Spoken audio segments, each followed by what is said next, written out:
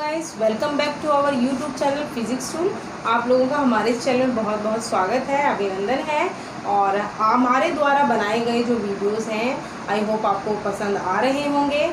और आगे भी इसी तरह लाइक कमेंट करके हमें बताते रहिए कि आपको हमारे वीडियोस कैसे लग रहे हैं। तो आज उसी टॉपिक को आगे कंटिन्यू करते हुए मैं आपके सामने लाई हूँ मानसिक मंदता के कारण। कल हमने मानसिक मंदता के प्रकार पढ़े थे और कारणों के अंतर्गत आज हम पढ़ेंगे कि कौन से ऐसे कारण होते हैं और कौन से ऐसे कारक होते हैं जिनके कारण बच्चा जो होता है वो मानसिक मंद होता है। तो देखिए कि मानसिक मंद होने का जो कारण है उनको दो भागों में विभाजित किया जाता है। एक होता है जन्म से पूर्व की अवस्था और एक होता है जन्म के पश्चात। ठीक है, तो जन्म से पूर्व के अंतर्गत हम देखेंगे कि गर्भावस्था जो होती है उसके दौरान कुछ ऐसी घटनाएं हो जाना जिसके कारण बच्चे में मानसिक मंदता आ जाना या मस्तिष्क में विकार हो जाना क्या कहलाएगी, मानसिक मंदता। और कुछ ऐसे कारक हैं जो जन्म के पश्चात होते हैं। तो आइए आज के इसके वीडियो के अंतर्गत हम पढ़ेंगे कि मानसिक मंदता के कारण कौन कौन से हैं। शुरू करते हैं आज का वीडियो। पहले लिख लेते हैं थोड़ा सा।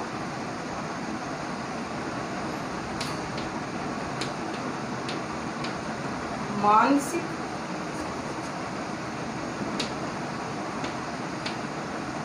मंदता के कारकों को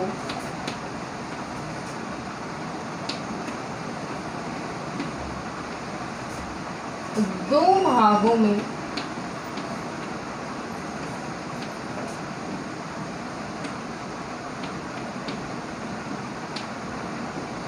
विभाजित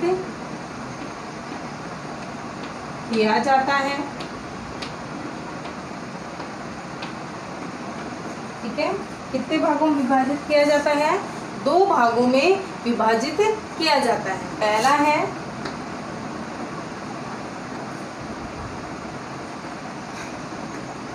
जन्म से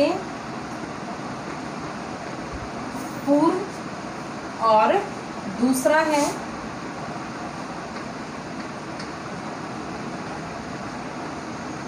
जन्म के पश्चात। ठीक है, इसको हम बोलेंगे बिफोर बर्थ और इसको हम बोलेंगे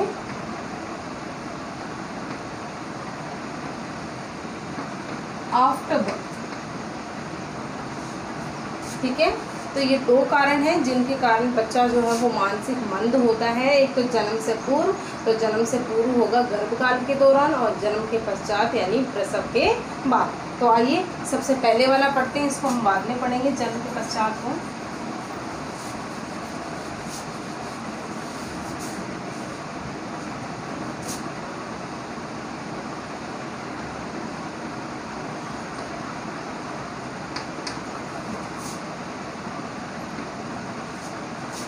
इसमें लिख लेते हैं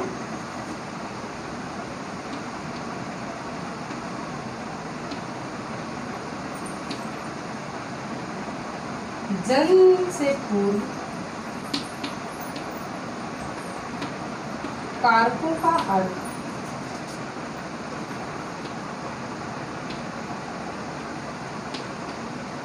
यह है कि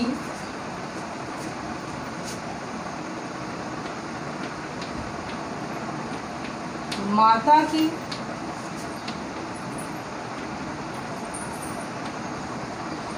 गर्भावस्था के दौरान होने वाली घटनाएं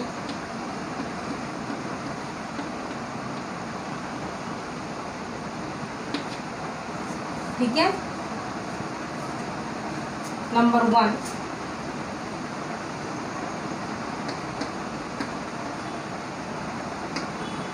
माता का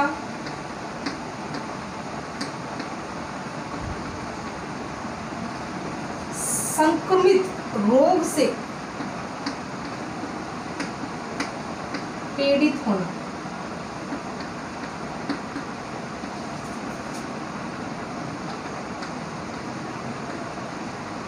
ठीक है। दूसरा,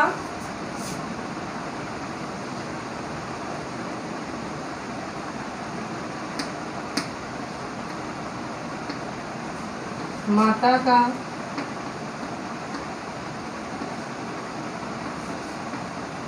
किसी बीमारी से ग्रसित होना। ठीक है।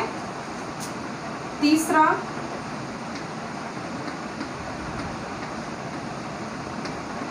माता का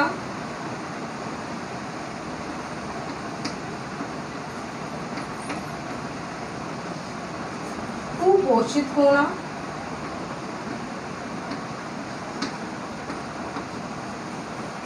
चौथा,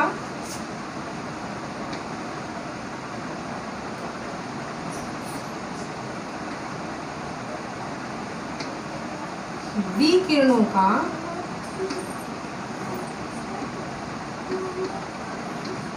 प्रभाव। चौथा है विकिरणों का प्रभाव। अब देखिए कि जन्म से पूर्व के अंतर्गत वे कारक आएंगे जो गर्भावस्था के दौरान घटनाएं हुई है। यानी जब बच्चा पहले महीने से 9 महीने के बीच जब माता के गर्भ में होता है तो उस दौरान माता पर पड़ने वाले प्रभाव पूर्ण रूप से बालक को प्रभावित करेंगे या एक तरह से बोलेंगे बालक को ग्रसित करने में सहायता करेंगे। सबसे पहले माता का संक्रमित रोग से पीड़ित होना। देखिए, जब गर्भकाल के दौरान माता किसी संक्रमित रोग से पीड़ित हो जाती है तो उसका जो रक्त होता है उस रक्त में भी संक्रमण चला जाता है और जब रक्त का प्रसार बच्चे के मस्तिष्क निर्माण में सहायक होगा या सहायता करेगा तो बच्चे का जो मस्तिष्क है उस मस्तिष्क के अंतर्गत वो उन कोशिकाओं को मार डालेगा या फिर एक तरह से बोलेंगे कि वो रोग भी बच्चे के अंतर्गत चला जाएगा जो उसको मानसिक मंद बनाने में पूर्ण रूप से सहयोग करेगा। दूसरा है माता का किसी बीमारी से ग्रसित होना। यानी एक तो संक्रमित रोग, एक दूसरा किसी भी प्रकार की ऐसी बीमारी जो गर्भकाल के दौरान माता को अगर हो जाती है तो ये भी एक कारक पूर्ण रूप से सहायता देता है कि बच्चा मानसिक मंद हो सकता है। उसके बाद माता का कुपोषित होना, यानी सही रूप से माता को पोषण नहीं मिल रहा होता, भोजन में पौष्टिकता के तत्वों की कमी हो जाती है जिससे बच्चा भी कुपोषित हो जाता है और कुपोषित से मानसिक मंद हो जाता है। उसके बाद है विकिरणों का प्रभाव। विकिरणों का प्रभाव के अंतर्गत है किसी भी प्रकार के रेडिएशन से गर्भावस्था के दौरान अगर माता को गुजरना पड़ता है तो वो बच्चे के मस्तिष्क पे बहुत ही गलत या हानिकारक प्रभाव डालता है जिससे बच्चा मंद पैदा हो सकता है, मानसिक मंद पैदा हो सकता है। इसीलिए कहा जाता है कि ड्यूरिंग प्रेगनेंसी यानी प्रेगनेंसी के दौरान माता को ज़्यादा एक्सरे या फिर एक तरह से बोलेंगे सोनोग्राफी नहीं करवानी चाहिए। अगर रेयर चांस हो या फिर बहुत ही ऐसी कंडीशन आ जाए कि करवानी ही पड़ेगी तो एक बार करवानी चाहिए। एक से अधिक बार गर्भावस्था के दौरान माता को सोनोग्राफी नहीं करवानी चाहिए, अल्ट्रासाउंड नहीं करवाना चाहिए। अल्ट्रासाउंड के दौरान माता के गर्भ में जब विकिरण पड़ते हैं तो बच्चे के मस्तिष्क पर बहुत ही घातक प्रभाव करते हैं जिससे बच्चा मानसिक मंद हो सकता है। ठीक है। उसके बाद हम पढ़ेंगे जन्म के पश्चात।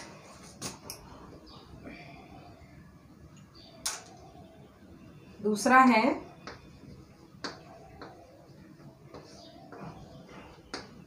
जन्म के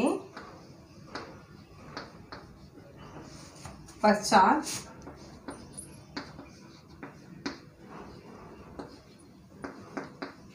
आफ्टर बर्थ।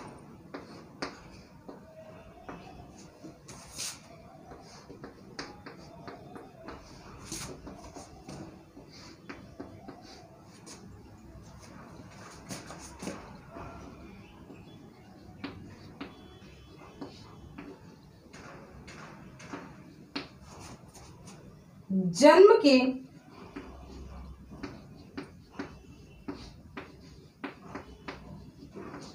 तुरंत बाद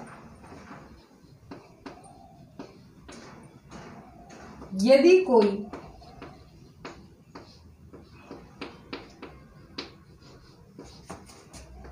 ऐसी घटना हो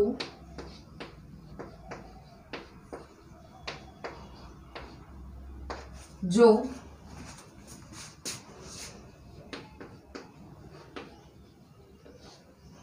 बालक को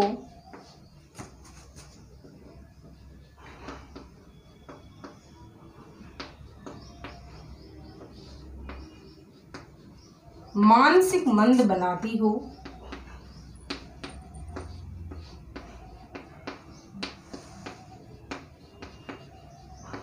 वे कारक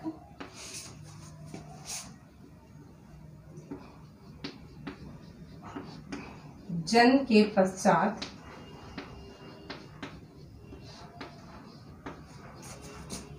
के कारण होते हैं।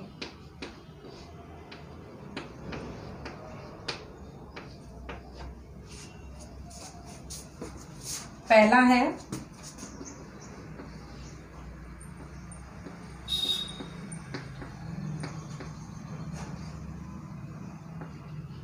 प्रसव के समय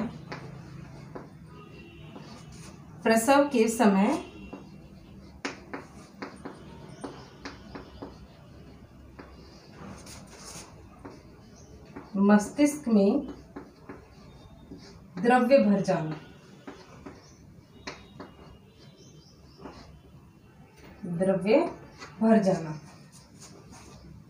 दूसरा,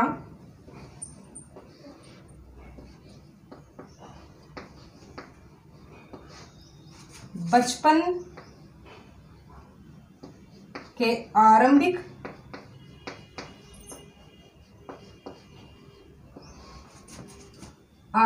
काल में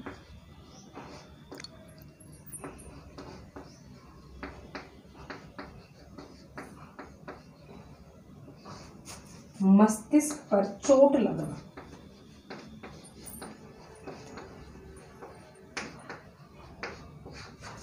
देखिए कि जन्म के तुरंत बाद यदि कोई ऐसी घटना होती है जो बालक को मानसिक मंद बनाती है, तो वे कारक जन्म के पश्चात के कारण होते हैं।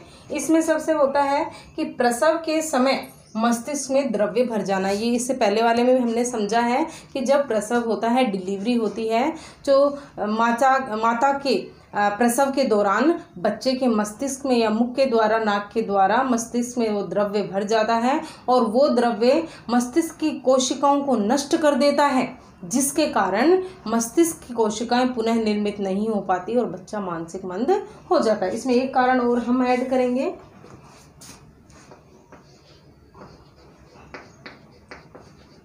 मस्तिष्क में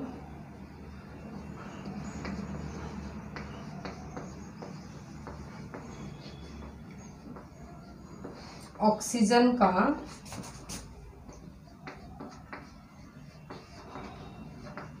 न मिले।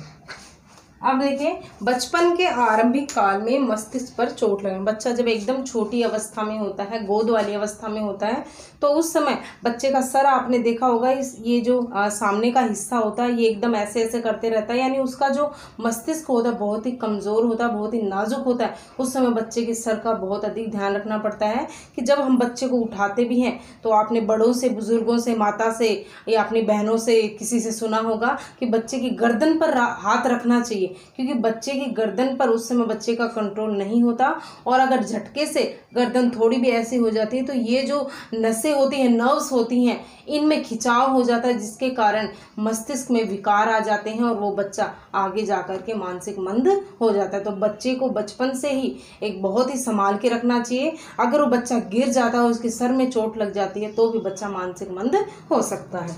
उसके बाद मस्तिष्क में ऑक्सीजन का ना मिलना। जैसे ही बच्चा जन्म लेता है, जन्म के तुरंत बाद बच्चे को, अब मैंने बताया था, डॉक्टर के द्वारा पीटा जाता है और पीटे जाने से बच्चे में संवेग आते हैं और संवेग से वो बच्चा रोता है। रोने से बच्चे में, जैसे वो सिपकियां भर के रोता है, रोने से ऐसे करके ऑक्सीजन उसके मस्तिष्क में जाता है और ऑक्सीजन के जाते ही उसकी जो न्यूरॉन वगैरह है वो सही प्रकार से कार्य करने लगते हैं, जिससे वो अस्वस्थ हो जाता है। अगर वो रोता नहीं है तो वो बच्चा मानसिक मंद हो सकता है। तो हमने मानसिक मंदता के कारण पढ़ लिया। अब हम पढ़ेंगे कि मानसिक मंद बालकों की शिक्षा। उसके बाद हमारा मानसिक मंद जो टॉपिक है वो कंप्लीट हो जाएगा।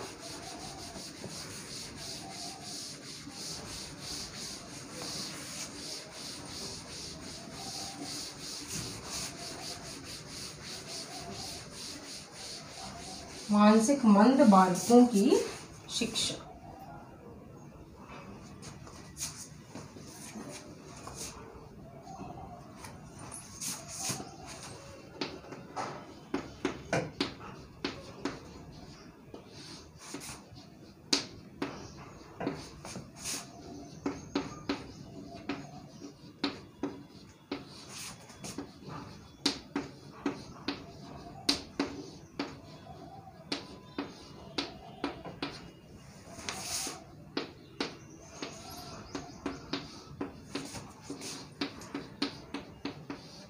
ठीक है, मानसिक मंद बालकों की शिक्षा। देखिए गाइस, मानसिक मंद बालक जो होते हैं वैसे तो उनमें मानसिक मंदता होती है, वो असामान्य होते हैं, सामान्य बालक नहीं होते। तो सामान्य औपचारिक शिक्षा उन्हें नहीं दी जा सकती, लेकिन एक तरह से प्रशिक्षण शिक्षा दे करके उन बच्चों का भविष्य उज्जवल किया जा सकता है। और एक अलग प्रकार के विद्यालय बनाए जा सकते हैं जिसमें केवल मानसिक मंद बालकों को ही प्रशिक्षण दिया जाता है और वो अपने आप को एक समाज का हिस्सा माने, जिससे उनमें हीन भावना ना हो। तो आइए थोड़ा सा इसमें लिखते हैं।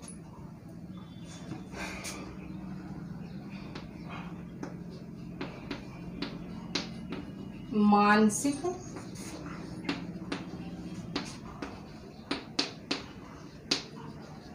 मंद बालकों को, मानसिक मंद बालकों को सामान्य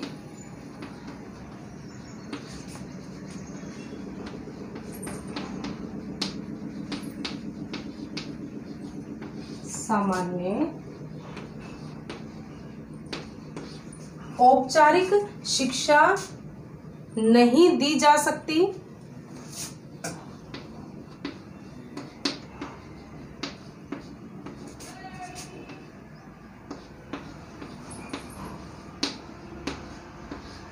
लेकिन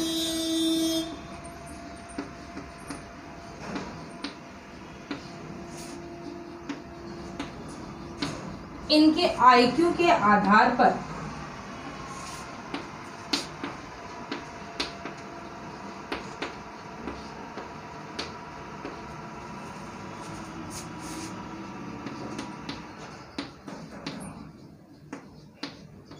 प्रशिक्षण शिक्षा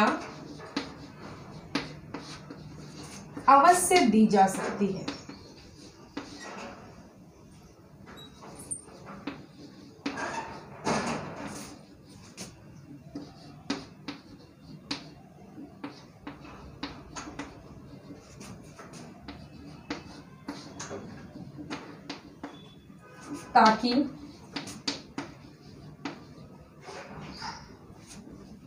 ताकि यह समाज में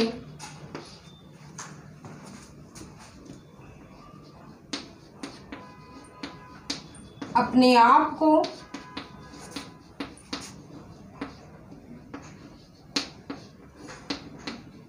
एक अंग समझ सके,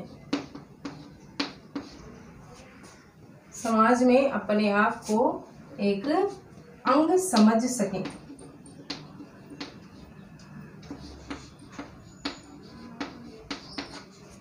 इसके लिए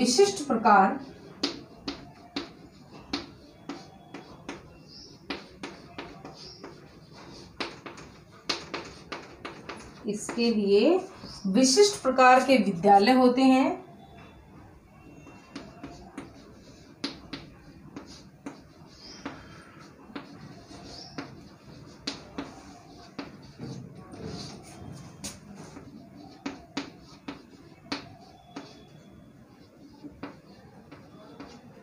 जहां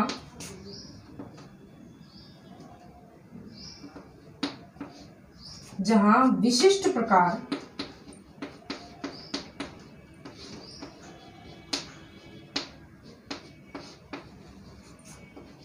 के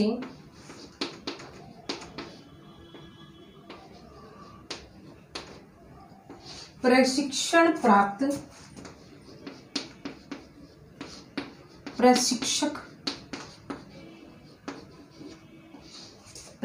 प्राप्त प्रशिक्षक कार्य करवाते हैं।